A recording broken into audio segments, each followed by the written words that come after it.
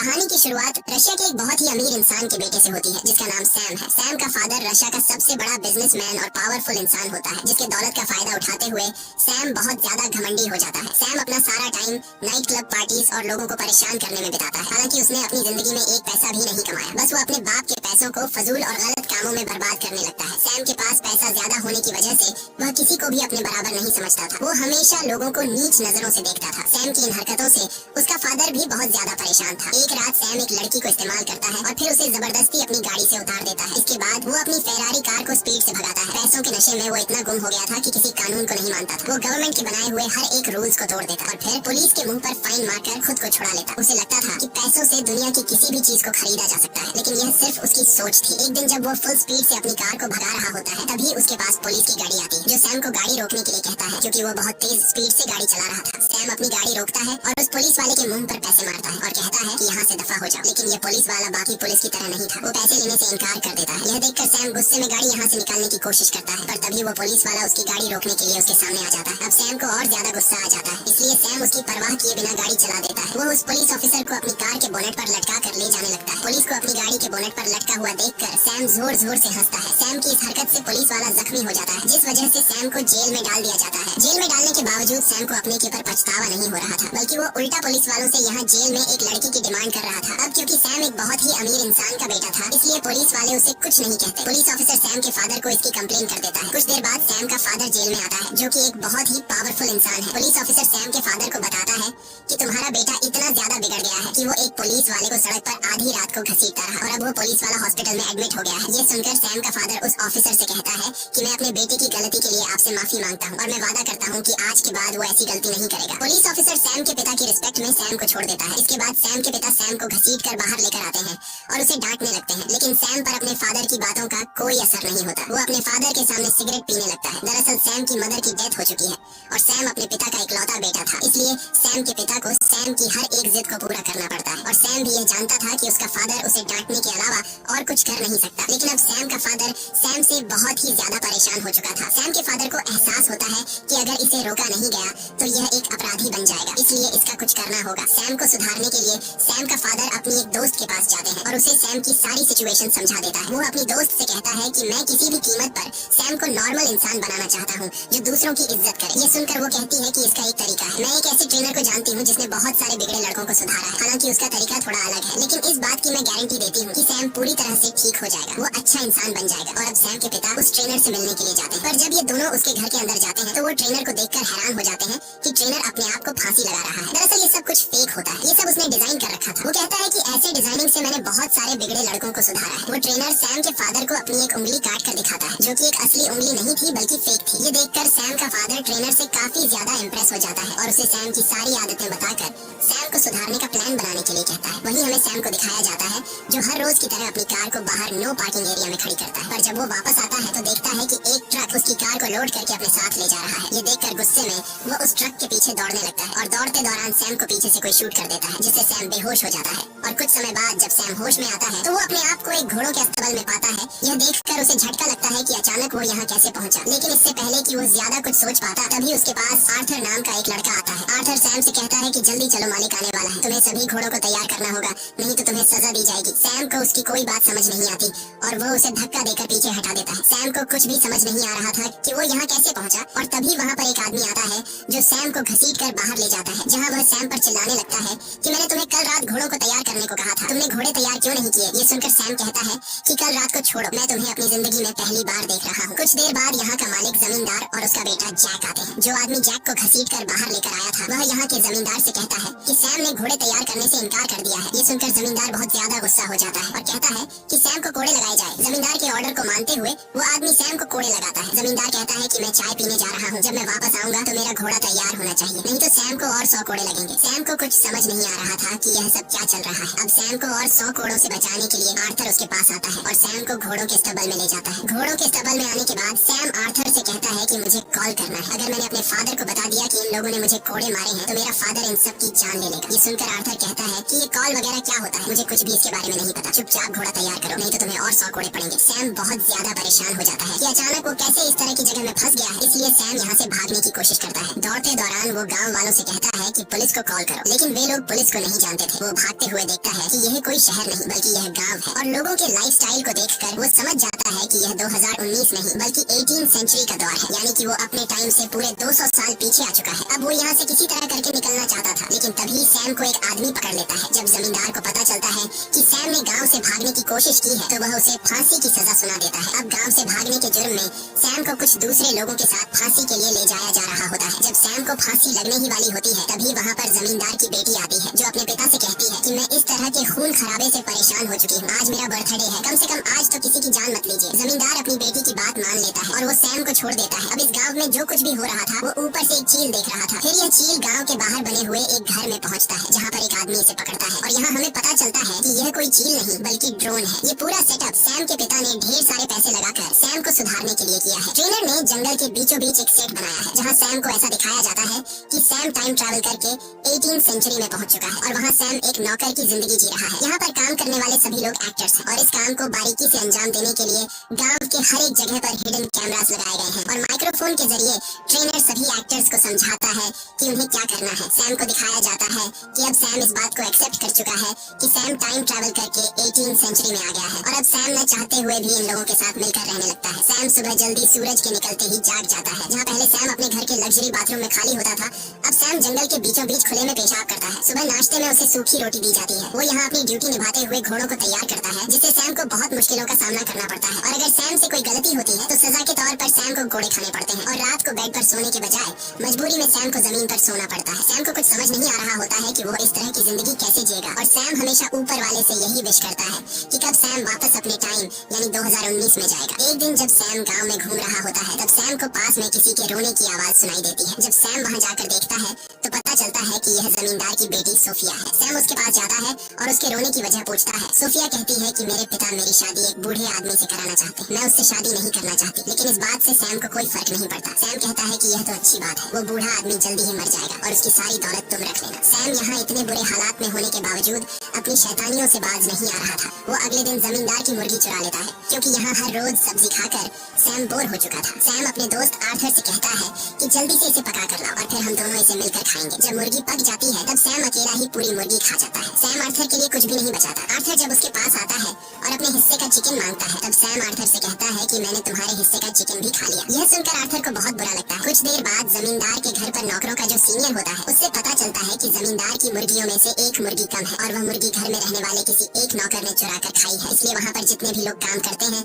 वो उन्हें लाइन से जमीन पर बैठा देता है और उनसे कहता है कि जिसने भी मुर्गी चुराई है वो अपने आप सामने आए, वरना सबको सजा मिलेगी। जब कोई भी मानने को तैयार नहीं होता तब उसे आर्थर पर शक होता है। वो आर्थर को घोड़ों के स्टबल में ले जाकर बहुत ही बुरे तरीके से पीटता है। सैम ये सब कुछ देख रहा होता है, लेकिन वो सच नहीं बताता। सैम को सिर्फ अपने आप की परवाह होती है, उसे अभी भी किसी दूसरे को तकलीफ में देखकर कोई फर्क नहीं पड़ता। कुछ देर के बाद आर्थर सैम के पास आता है और अपनी शर्ट ऊपर करके उसे अपनी पीठ पर कोड़ों के निशान दिखाता है, जो कि दरअसल यह एक रियलिस्टिक बनाया गया मेकअप था। लेकिन सैम को यह पता नहीं था कि यह असली में मेकअप है। सैम को सच में लग रहा था कि आर्थर ने मार खाई है, लेकिन यह जानने के बावजूद कि आर्थर ने मेरी वजह से मार खाई है, फिर भी सैम को आर्थर के लिए जरा सा भी बुरा नहीं लगता। तभी वहाँ रोज नाम की एक लड़की घोड़े से उतरती है। घोड़े से उतरते समय सैम उसका अंडरवेयर देख लेता है। ये सब देखकर सैम के दिल में कुछ देर के लिए फीलिंग्स जागने लगती है, लेकिन तब उसे रियलाइज होता है कि यह लड़की 18th सेंचुरी में भी मॉडर्न दौर का अंडरवेयर कैसे पहन रही है। ये सब समझने के बाद सैम दौड़कर उस लड़की के पास जाता है और उस लड़की को अपना अंडरवेयर दिखाने को कहता है। सैम कहता है कि तुम्हारे पास फ्यूचर के अंडरवेयर कैसे आए। जब वो लड़की कुछ भी रिस्पॉन्स नहीं देती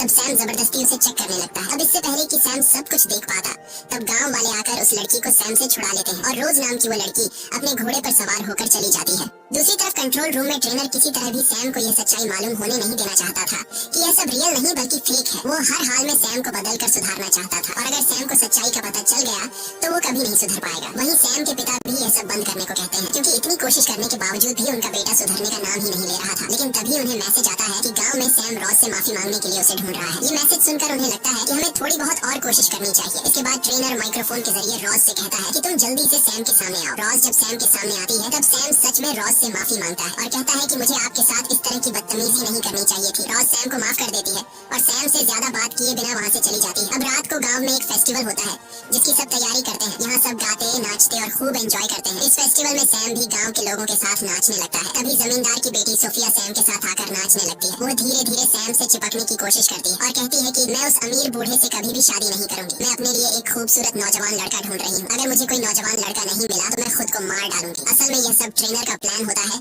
कि सैम जमींदार की बेटी के प्यार के जाल में फंसे ताकि उसके दिल में इमोशंस आए और वो बदल सके। लेकिन सैम को जमींदार की बेटी में कोई इंटरेस्ट नहीं होता। वो अभी भी रॉज को ढूंढ रहा होता है। वो देखता है कि रॉज एक जगह अकेली बैठी हुई है। ये देखकर वो फौरन रॉज के पास आता है और उससे बात करने की कोशिश करता है, लेकिन रॉज सैम से ज्यादा बात नहीं करती। तभी वहाँ पर आर्थर आता है जो उसे बताता है कि जमींदार की बेटी तालाब में डूब रही है। ये सुनते ही सैम दौड़कर उसे बचाने के लिए जाता है और उसे बचा लेता है। वो मास्टर की बेटी को बचाकर उसके घर ले जाता है, जहाँ पर मास्टर की बेटी उसके करीब आने की कोशिश करती है, मगर सैम को इसमें कोई इंटरेस्ट नहीं होता। इसलिए वो इसे यहीं पर छोड़कर सीधा रोज के पास चला जाता है और उससे कहता है कि चलो मेरे साथ इस फेस्टिवल में, क्योंकि सैम ने सुन रखा था कि इस फेस्टिवल में जो लड़का लड़की साथ रहेंगे वे हमेशा के लिए एक दूसरे के पार्टनर बन जाएंगे। लेकिन रॉज सैम को इग्नोर करके दरवाजा बंद कर देती है, जिससे सैम बहुत उदास हो जाता है। असल में रॉज सैम को इसलिए इग्नोर कर देती है क्योंकि ट्रेनर ने रॉज को सैम से दूर रहने को कहा था। दूसरी तरफ ट्रेनर और सैम के पिता मॉनिटर रूम से यह सब देख रहे होते हैं। ट्रेनर को यह पता चल जाता है कि सैम मास्टर की बेटी में नहीं बल्कि रॉज में इंटरेस्टेड है। इसलिए अगले दिन ट्रेनर रॉज को अपने पास बुलाता है और कहता है कि अब तुम्हें अपने एक्ट को बदलना होगा। वो बताता है कि सैम का इंटरेस्ट अब सोफिया से हट गया है और वो तुम्हारे में इंटरेस्टेड है, इसलिए तुम्हें सैम के करीब जाना होगा। रॉज इस एक्ट के लिए मान जाती है, लेकिन यहाँ पर रॉज के बॉयफ्रेंड को रॉज का ये एक्ट पसंद नहीं आता और वो खुद भी इस एक्ट में जमींदार के बेटे का रोल प्ले कर रहा होता है। रॉज अपने बॉयफ्रेंड को समझाती है कि ये सिर्फ एक्टिंग है और मैं ये सिर्फ सैम को एक अच्छा इंसान बनाने के लिए कर रही हूँ। ये सुनकर उसका बॉयफ्रेंड उसकी बात मान जाता है। अगले दिन हमें गाँव दिखाया जाता है जहाँ पर जमींदार अपने बेटे जैक के लिए बहुत परेशान होता है क्योंकि जैक ने शहर जाकर कुछ सिपाहियों को मारा है और अब कुछ दूसरे सिपाही उसे सजा देने के लिए गाँव में आने वाले हैं। इसीलिए जमींदार अपने पास सैम को बुलाता है और उसे कहता है कि तुम मेरे बेटे की सजा अपने ऊपर ले लो, इसके बदले हम तुम्हें आजाद कर देंगे। आजादी का नाम सुनते ही सैम इसके लिए तैयार हो जाता है। वो सोचता है कि हर रोज यहाँ कुत्ते की तरह जीने से अच्छा है कि थोड़ी देर की सजा सह लो और फिर उसके बाद मैं उम्र भर आजाद रहूंगा। कुछ देर बाद सिपाही आते हैं और वे जमींदार के बेटे को ढूंढने लगते हैं। यहाँ सैम कहता है कि मैं ही जमींदार का बेटा हूँ और मैंने शहर जाकर कुछ सिपाहियों को मारा था। ये सुनकर वो लोग सैम को पकड़ लेते हैं और सैम को सजा के तौर पर कोड़े लगाते हैं। कोड़े खाने के बाद सैम नए कपड़े पहनकर आजादी के लिए सीधा जमींदार के बेटे जैक के पास जाता है और उसे कहता है कि मैंने अपना काम पूरा कर लिया, अब तुम्हें मुझे आजाद करना होगा। ये सुनकर जमींदार का बेटा जैक सैम पर जोर जोर से हंसने लगता है। वो सैम को नीचे गिराकर कहता है कि तुम कितने बड़े बेवकूफ हो, इतनी आसानी से तुम आजाद नहीं हो सकते। वो सैम के मुंह पर थूक कर कहता है कि जाओ यहाँ से निकल जाओ और मेरे घोड़े तैयार करो। सैम जमींदार के बेटे के इस बर्ताव पर उसे कुछ नहीं कहता और चुपचाप वहाँ से निकल जाता है। दूसरी तरफ कंट्रोल रूम में बैठा सैम का फादर और ट्रेनर ये सब कुछ देखकर बहुत ही मायूस हो जाते हैं क्योंकि ये लोग चाहते थे कि सैम को अपने हक के लिए लड़ना चाहिए था। सैम अब इस जिंदगी को एक्सेप्ट कर लेता है। वो हर रोज उदासी में घोड़ों के अस्तबल में घोड़ों को तैयार करता है और वो अपना ज्यादातर टाइम रोज के साथ बिताता है। सैम को रोज से प्यार होने लगा था, लेकिन रोज सिर्फ एक्टिंग कर रही थी। इस तरह से कुछ दिन और गुजर जाते हैं और एक दिन जब ये दोनों घूम रहे होते हैं तभी सैम की नजर आसमान में चील पर पड़ती है। वो रोज से कहता है कि मैं काफी दिनों से नोटिस कर रहा हूँ ये चील हमेशा मेरे ऊपर मंडराती रहती है। दरअसल ये एक ड्रोन होता है जो हर वक्त इनको ट्रैक करता रहता है और ये बात रोज को भी पता होती है। रोज उसे झूठ कहती है कि मैं इस चील को बचपन से देख रही हूँ, ये हमारे गांव की रक्षा करने के लिए हमेशा हमारे गांव के ऊपर मंडराती रहती है। वहीं हमें जमींदार की बेटी और उसके बेटे जैक को दिखाया जाता है। ये दोनों ट्रेनर से नाराज होते हैं। सोफिया को इस बात का गुस्सा होता है कि उससे मेन रोल छीनकर रोज को दे दिया गया है और जैक भी अपनी गर्लफ्रेंड को सैम के साथ देखकर परेशान था। और अब यह दोनों जब एक दूसरे के साथ अपना दुख शेयर कर रहे होते हैं तो बातों ही बातों में ये दोनों एक दूसरे के करीब आ जाते हैं और ये दोनों एक घोड़े के अस्तबल में जाकर रोमांस करने लगते हैं। वहीं पास से गुजरते हुए सैम और रोज को स्टबल से किसी की आवाज सुनाई देती है और जब ये दोनों अंदर जाते हैं तो रोज जेक और सोफिया को देखकर हैरान रह जाती है। दरअसल जेक रोज का असल जिंदगी में बॉयफ्रेंड है, इसलिए वो अपने बॉयफ्रेंड को एक दूसरी लड़की के साथ इंटीमेट होते हुए देखकर बहुत ज्यादा उदास हो जाती है और वह जैक से नाराज होकर वहाँ से चली जाती है। सैम भी रोज के पीछे जाता है। ये बात जब ट्रेनर को पता चलती है तो वह सोफिया और जैक पर काफी गुस्सा हो जाता है क्योंकि इस पूरे सेटअप में सोफिया और जैक दोनों जमींदार की औलाद हैं और सैम की नजरों में ये दोनों भाई बहन हैं। इसलिए इन दोनों के इस हरकत से सैम को शक भी हो सकता था और ट्रेनर का इतनी मेहनत से बनाया हुआ ये पूरा प्लान बिगड़ सकता था। इसलिए ट्रेनर पहले तो इन दोनों को काफी डांटता है और फिर इन दोनों को काम से निकाल देता है। दूसरी तरफ रोज अपने बॉयफ्रेंड को किसी दूसरी लड़की के साथ देखकर बहुत ज्यादा उदास होती है। अब सैम रोज का मूड ठीक करने के लिए उसके लिए कैंडल लाइट डिनर का अरेंजमेंट करता है। ये सब देखकर रोज को बहुत अच्छा लगता है। ये दोनों एक दूसरे से बहुत बातें करते हैं। सैम रोज से कहता है कि जमींदार के बेटे जैक ने मुझे धोखा दिया। उसने कहा था कि अगर मैं उसके जुर्म को अपने ऊपर ले लूं तो वो मुझे आजाद कर देगा। जब मैंने उसके बदले में कोड़े खाए और फिर जब मेरी आजादी की बारी आई तो वो अपनी बात से मुकर गया। उसने मुझे मारा, मेरे ऊपर थूका, लेकिन मैंने उसकी किसी बात का कोई जवाब नहीं दिया, क्योंकि उस वक्त मैं उसके अंदर अपने आप को देख रहा था। मेरी दुनिया में मैं भी ऐसे ही था। मैं हमेशा लोगों को नीच नजरों से देखा करता था। मैंने कभी किसी की इमोशंस की कोई परवाह नहीं की। पर आज मुझे इस बात का एहसास है। सैम की ये सारी बातें सुनकर अब रोज भी उसे पसंद करने लगी थी और पहली बार रोज यहाँ पर सैम को किस करती है। दूसरी तरफ ये सब देखकर सैम का फादर और ट्रेनर बहुत ज्यादा खुश हो जाते हैं और उन्हें लगता है कि अब सैम धीरे धीरे बदल रहा है। दूसरी तरफ असली दुनिया में वो लड़की जो इस एक्ट में जमींदार की बेटी का रोल प्ले कर रही थी, वह एक इंटरव्यू के दौरान सबको बता देती है कि रशिया का जो सबसे अमीर आदमी है यानी कि सैम का फादर, उसने अपने बेटे को एक गांव में कैद करके बंदी बनाकर रखा है। वह उसके जज्बातों के साथ खेल रहा है। यह खबर पूरी मीडिया में आग की तरह फैल गई और सोफिया नामी इस लड़की ने यह अफवाह इसलिए फैलाई क्योंकि ट्रेनर ने उसे काम से निकाल दिया था। सैम के अगवा होने की खबर को सुनते हुए पुलिस इसकी जांच पड़ताल करने लग जाती है। सैम के फादर को जब ये बात पता चलती है कि पुलिस अब यहाँ आने वाली है तो वो ट्रेनर से कहता है कि हमें अब ये सब कुछ बंद करना होगा। ट्रेनर कहता है कि पुलिस को यहाँ तक पहुँचने में टाइम लगेगा, इसलिए हम एक आखिरी एक्ट चलाएंगे जिसमें सैम या तो सुधर जाएगा या फिर हमेशा के लिए वैसा ही घमंडी रहेगा। ट्रेनर कहता है कि अब इस गांव पर मंगोल्स का अटैक होगा। वहीं गांव में हमें रोज और सैम दिखाया जाता है, जहां पर रोज सैम से कहती है कि अगर हम दोनों अलग हो जाएं तो कभी मेरे प्यार पर शक मत करना, मेरा प्यार तुम्हारे लिए सच्चा है। दरअसल रोज को पता है कि आज इस एक्ट का आखिरी दिन है, इसके बाद ये दोनों अलग हो जाएंगे, इसलिए वो उसे बताना चाहती थी कि वो सच में उसे प्यार करती है। तभी वहाँ पर आर्थर आता है जो इन दोनों को बताता है कि हमारे गाँव के ऊपर मंगोल्स ने हमला किया है, हमें जल्दी गाँव में जाना होगा वरना वे लोग पूरे गाँव को आग लगा देंगे। ये सुनकर रोज और आर्थर गाँव के लिए निकल पड़ते हैं, लेकिन सैम डर जाता है। वो गाँव नहीं जाना चाहता, लेकिन जब वो देखता है कि रोज भी गाँव चली गई है तब न चाहते हुए भी वो रोज के पीछे गाँव चला जाता है और वहाँ हमें दिखाया जाता है कि मंगोल्स ने गांव की एक लड़की को पकड़ रखा है। तब उस लड़की के फादर मंगोल्स के हेड से रिक्वेस्ट करता है कि प्लीज मेरी बेटी को छोड़ दो। मंगोल्स का हेड उस लड़की के फादर को एक चांस देता है और कहता है कि तुम हमारे एक सैनिक से लड़ो, अगर तुम जीत गए तो तुम्हारी बेटी हम आजाद कर देंगे और अगर तुम हार गए तो तुम्हारी बेटी हमारे पास रहेगी। अब उस लड़की के फादर और मंगोल के एक सैनिक के बीच फाइट होती है। दरअसल ये एक रियल फाइट नहीं होती, बल्कि ये दोनों स्टंटमैन हैं जिसे ट्रेनर ने तैयार किया है। ये दोनों काफी देर तक लड़ने के बाद आखिरकार वो सैनिक उस लड़की के फादर का सिर काट देता है, जो कि यह असल में एक डमी हेड था। अब मंगोल का हेड उस लड़की को फ्री कर देता है क्योंकि उसके फादर ने अपनी बेटी को छुड़ाने के लिए अपनी जान की कीमत चुकाई और अब मंगोल उस लड़की की जगह रोज को पकड़ लेते हैं और मंगोल्स का हेड कहता है कि कोई है जो इस लड़की को बचाने के लिए हमारे किसी एक सैनिक से लड़ सकता है। ये सुनकर सैम बहुत ज्यादा डर जाता है। रोज चिल्लाकर सैम को मदद के लिए पुकारती है, लेकिन वो डर कर यहाँ से जाने लगता है। वहीं हमें ट्रेनर को और सैम के फादर को दिखाया जाता है जो सैम की इस बुजदिली को देखकर बहुत ज्यादा मायूस हो जाते हैं और उन्हें लगता है कि पिछले कई महीनों की गई हमारी मेहनत बर्बाद हो गई। सैम के फादर कहते हैं कि सब कुछ खत्म हो गया, मैं अपने बेटे को एक अच्छा और बहादुर इंसान नहीं बना पाया। वहीं हमें सैम को दिखाया जाता है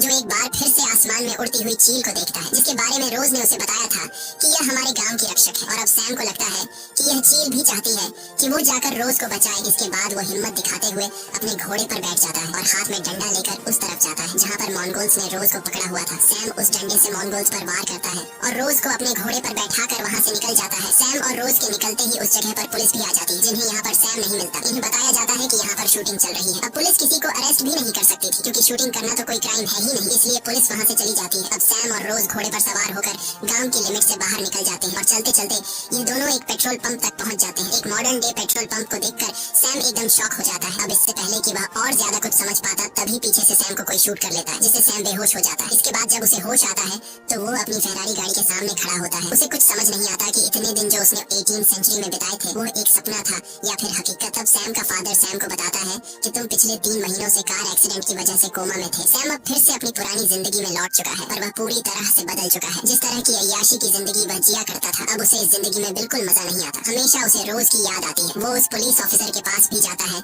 जिसके मुंह पर उसने पैसे फेंके थे और उसे अपनी गाड़ी के बोनेट पर लटका कर घायल किया था। अब वह अपने किए पर बहुत शर्मिंदा होता है। वो उस पुलिस वाले से माफी मांगता है और उसे अपनी फेरारी कार गिफ्ट में देकर वहाँ से चला जाता है। अब एक दिन सैम जब क्लब में जाता है तो वहाँ पर उसे जमींदार का बेटा जैक और उसकी बेटी सोफिया दिखती है। सैम उन दोनों के पास जाता है और उनसे बातचीत करने लगता है, लेकिन वो इसे पहचानने से मना कर देते हैं क्योंकि उनके कॉन्ट्रैक्ट में लिखा गया था कि एक्ट खत्म होने के बाद तुम इस बारे में सैम को कभी कुछ नहीं बताओगे। ये देखकर सैम बहुत ज्यादा उदास होकर वहाँ से जाने लगता है और उन दोनों को सैम की हालत पर तरस आ जाता है। ये दोनों सैम को अपने साथ ले जाते हैं और घोड़ों के अस्टबल के बाहर छोड़ देते हैं। सैम जब घोड़ों के अस्टबल के अंदर जाता है तो वहाँ पर रोज होती है। रोज को देखकर सैम बहुत खुश हो जाता है। वो कहता है क्या तुम मुझे जानती हो? रोज कहती है हाँ, मैंने तुम्हें बहुत मिस किया। ये दोनों एक दूसरे के गले लग जाते हैं। इसके बाद सैम रोज को लेकर अपने फादर के पास जाता है। रोज को देखकर सैम के फादर डर जाते हैं कि कहीं सैम को सारी सच्चाई तो मालूम नहीं पड़ गई। तब रोज सैम के फादर को बताती है कि मैंने सैम को सब कुछ सच बता दिया है। सैम अपने फादर से पुरानी गलतियों के लिए माफी मांगता है, साथ ही अपने फादर का शुक्रिया अदा करता है। वो कहता है कि आपकी वजह से मुझे जिंदगी और इंसानियत का पता चला और आपकी वजह से मुझे अपना सच्चा प्यार मिला। मूवी के एंड में हमें सैम को दिखाया जाता है जो उसी गांव में मौजूद है कि जिस तरह ट्रेनर ने उसे सुधारा, अब वो ट्रेनर की जगह को संभालते हुए बिगड़े हुए बच्चों को